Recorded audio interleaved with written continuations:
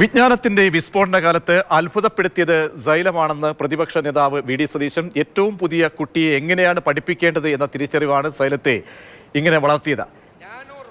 കേരളത്തിൽ നിന്ന് ഒരു വിദ്യാഭ്യാസ സ്ഥാപനം ഇങ്ങനെ ഉയർന്നു വന്നതിൽ മലയാളികൾക്ക് തലയുയർത്തി നിൽക്കാമെന്നും വി ഡി സതീശൻ പറഞ്ഞു. പ്രശസ്ത ന്യൂറോ സർജൻ പത്മശ്രീ എ മാർത്താണ്ഡപിള്ളയ്ക്ക് 2024 സൈലം മെഡിക്കൽ അവാർഡ് സമർപ്പിച്ച് സംസാരിക്കുകയായിരുന്നു അദ്ദേഹം. കോഴിക്കോട് സ്വപ്നനഗരിയിലെ കാലിക്കറ്റ് ട്രേഡ് സെന്ററിൽ നടന്ന ചടങ്ങിൽ 10,000 വിദ്യാർത്ഥികൾ പങ്കെടുത്തു. 2023 MBBS നേടിയ 1238 സൈലം വിദ്യാർത്ഥികൾ ചടങ്ങിൽ ആദരവ് ഏറ്റുവാങ്ങി. സാംസങ് ഉൾപ്പെടെയുള്ള ലോകത്തെ പ്രമുഖ കമ്പനികളുടെ സഹകരണത്തോടെ കോഴിക്കോട്ട് 25 ഏക്കറിൽ പണിതുയർത്തപ്പെടുന്ന സൈലം ഹൈബ്രിഡ് പാർക്കിന്റെ പ്രഖ്യാപനവും ചടങ്ങിൽ നടന്നു.